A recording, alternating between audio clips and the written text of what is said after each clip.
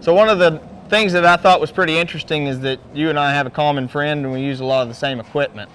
So I think you know we're talking about Jim Edwards. Yes. Yep. So I met Jim back in 2011, and he was instrumental for me in taking a lot of the knowledge that I had and things that I could feel and being able to explain why they did that.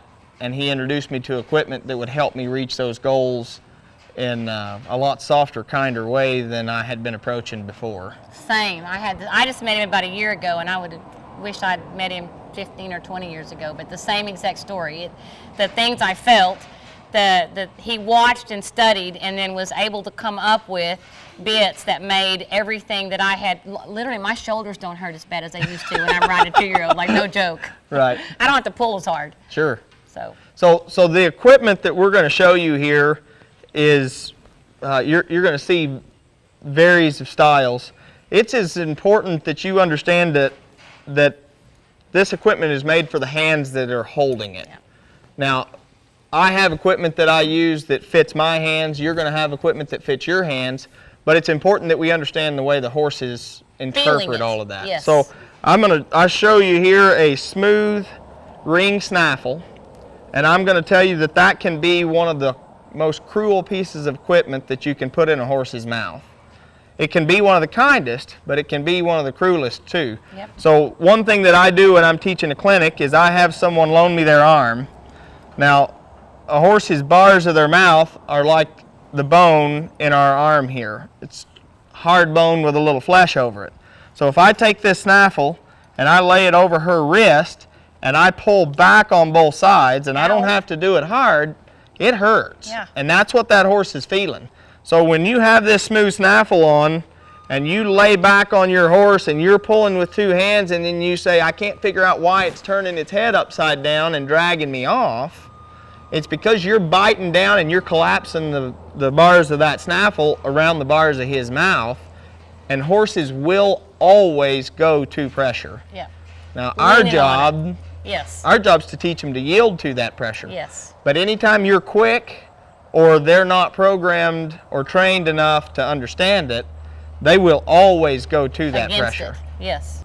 So over time, with pulling on one too long, you will actually kill that flesh over their bars or cut it or scratch it, or you'll get sores on their cheeks. And scar tissue does not have the same feel that healthy, normal tissue has. So what you end up doing is you take a healthy mouth, you hang a snaffle in there, and you say, oh, they're not soft enough. So you pull and you seesaw and you jerk and you cut their mouth, and then you go, oh, maybe that was too much. Well, you don't get to apologize. Right. It's coming back as scar tissue. It's going to be more numb with the next bridle you hang on there. So I personally, I'm not telling you that I'm a saint, because I have, like everybody in our deal, had incidences where you put something there that you're regretting doing. We've all done it. But if you break that skin, if you make them bleed, if you get the cherries on the side of their mouth, they will come back as scar tissue and it will be numb. So you lose that God-given feel that that horse has there. So that's what Jim's been so great about, is teach that horse how to respond to that. Put equipment in there that works with their natural instinct of moving away from that pressure. Don't give them things to lean on. Right. Which that's the thing I've noticed with Jim's bits, the gag bits especially. I have not had to feel the need to do that. I've been able to ride the horse, keep him at a steady, awesome feel in my hands without having to be like, oh, I've got to change bits today. Right. Because I overrode him with the twist. Right. I'm not completely unfamiliar with the leverage bit, because I grew up at in a roper's house, and we did use them, and I'm married to a calf roper. But as far as like running barrels on them, I've used them for some slow work, but not running them. So when I first saw these, I thought, okay, this is not going to work. Like, I can already see stiffness. I can just see stiff in my mind. But it's not that way. And what I've learned from Jim is the importance of tongue relief. And the fact that, and people, they see this, I think that lay people, or maybe people a little bit more unfamiliar, myself included, at first you see this, you think, oh my gosh, it's a ported bit, it's going to hit him in the palate of his mouth, but it doesn't. Right. So I would like for you to explain to us in better terms, since you understand it better, okay. the importance of this. So, as we said before, their horse's natural instinct is to go to pressure. So anything that you lay on that horse's tongue, be a wishbone snaffle, a twisted snaffle, a screw mouth snaffle, whatever, anything that you use to press on their tongue is going to make that horse lean into your hand, okay? Right. And then you have to pull and pull to try to keep them off of it. But that is what it is designed to do. Anytime you come off of their tongue, you give them a place for their tongue to go, they'll stay back off of it. Right. Which the reason that you got such a response from it is you were able to communicate that signal. You still had the bar pressure, you still had the ability to communicate left and right here, but you didn't have that laying right there on his tongue, mashing his tongue down. Making him feel like it's a threat. Right, trapping him, that's what you're doing. Right. So anytime that I can get off my horse's tongue, I'm a big advocate for that. And the thing that I have felt with them, I've been using them now for about 10 months, is that, and my sister, Terry George, she may have put it in better words, but she said instead of having to get the horse becomes reactive and then we have to teach him to respond, they just respond. Right. Without being reactive first. Well, so because you've taken away that initial instinct of go-to pressure. Right. It doesn't matter what it is. I mean, you can push on a horse and they will lean back against you. That's their natural instinct. So by putting something like that on there, they never learn how to lean into your hand. So you don't have to work on pulling them off of it. Now, the only thing that I have found is the higher I go, and I don't think we brought any higher stuff, the more lateral I lose. Right. Okay. So when I show a horse in a high port bridle, they're off of that bridle rein. They're bridle horses. I really don't have to get to that mouthpiece. Right. That's there to help keep their body square. But anything that I can use, let me see this one, Noe. Anything that I can use to allow that horse's tongue a place to go is going to keep that pressure away. Right. And as long as it's soft here, then I really have no bite. This particular bridle, especially if you take the curb off of it, has less pressure than a smooth snaffle. Than a smooth snaffle, yeah. Now, this is less severe than a smooth snaffle. That's one of the things I don't think a lot of people understand. Correct. Now, that all depends on how tight this curb is. Sure, and I have it super loose. Exactly. So if I cinch this curb all the way down, leather curb. You could use a leather curb. If you cinch your curb all the way down, then you're going to get some leverage here. But with an extremely loose curb, or like my young horses that I ride with no curb, that's softer than a snaffle. Right. And I use very loose curb chains. Or the leather, but also very loose. Right. So there are, in Jim's line of bits, there are two different kind of mouthpieces, a solid mouthpiece, which I had a while ago, and a correctional. Tell us the difference in the feel that you get. So when you say solid mouthpiece, we're talking about between the two shanks, how there's no move in this. Right. Okay, we're a solid piece here. A correctional mouthpiece all these is going to collapse around that jaw just a little bit. Okay, so personally, I don't use a correctional mouthpiece. Rarely, if ever, will I use a correctional mouthpiece. Really? Because I like my horses to stay a little straighter and a little more square. Now, a correctional mouthpiece is going to help you get more left and right. Okay, so you're going to, as you pull on this one side, that side of the bridle will collapse around that bar, and it will help you break that horse from the wither forward, left or right. Right. Now, there are three different bridles here that look a whole lot alike.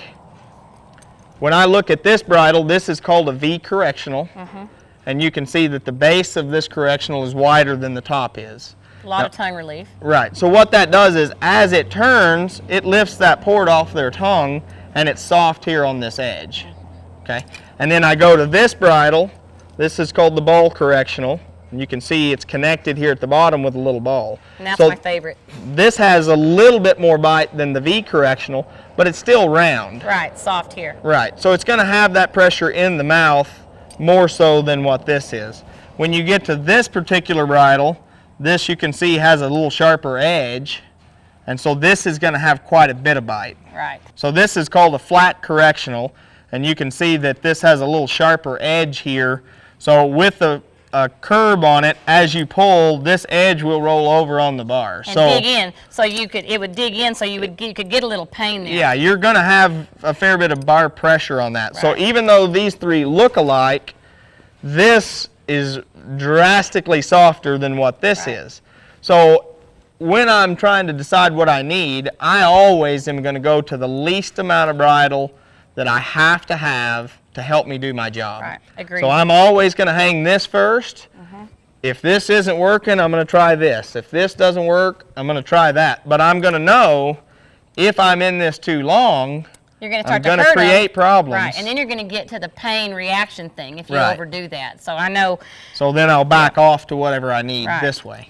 In my experience, in the last 10 to 12 months since I met Jim, my experience with this has been, and this is at clinics and in my own barn, teaching clinics and training my own horses, I have experienced much less muscle use from myself, having to pull. Like I haven't had to pull, I haven't had to seesaw. My shoulders feel better. I know that's so silly, but the thing is, 2 of my older horses love that ball correction for competition, Kate being one of them. My younger horses, all of them, have improved their body positioning with less help from me. Like they've been able to carry themselves in a more natural, more balanced, more collected way without me having to do so much of it for them by using this bridles. And I tell my barrel racer friends, even if you don't want to try to run in them, using one of these, and my sister said it best, that they make everything else feel better. That has been our experience. And I have put them on horses at clinics that were totally not broke at the pole, and people that didn't necessarily want to even think about that. And just after a half a day, few minutes of riding, the horse would start to carry himself, just head lowered, middle picked up. It was happening like I almost was shocked my own self, although I'm not, because I've been doing it myself too. Anyway. Well, that's exactly how I start every one of my clinics. I spend 30 minutes. We go from a hackamore to a solid bridle at the end of it. And we talk about everything, because it doesn't do any good for me to teach you how to ride your horse if you have equipment in there that's makes it hard, contradictory to what we're talking about. Yeah. So back to your point with the weight, I always tell people it's harder to sneak up on somebody carrying a refrigerator than it is sneak up on them carrying an ice cube. Yeah. So the heavier it is, the harder it is for you to sneak up on your horse. Yes, that's true. I hadn't even thought about that. You do say it so well. Like, you can't be as snatchy that way. Even if you make the mistake, the bit's going to a little bit compensate for human error. Exactly. It's going to keep you from being too quick. Yeah. Perfect.